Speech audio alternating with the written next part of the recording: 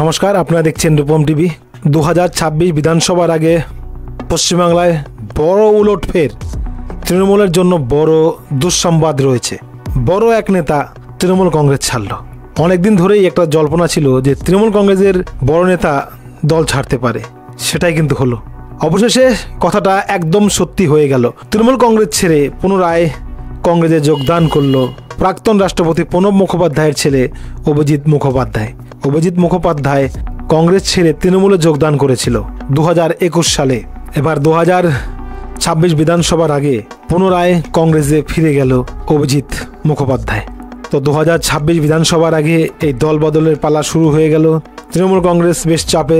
দিল্লিতে বিজেপি জয়লাভ করার পর এই ট্রেনটা আরো বেশি শুরু হয়ে গেল। এখন দেখার অভিজিৎ মুখোপাধ্যায় নাকি আরো অনেকে রয়েছে যারা তৃণমূল কংগ্রেস ছাড়তে চায়। তো আপাতত জঙ্গিপুরের সাংসদ, প্রাক্তন সাংসদ অভিজিৎ মুখোপাধ্যায় তৃণমূল ছাড়লেন। তৃণমূলটা ছেড়েই অভিজিৎ মুখোপাধ্যায়ের বক্তব্য, তিনি যে তৃণমূলে যোগদান করেছিলেন এটা তার মস্ত বড় ভুল।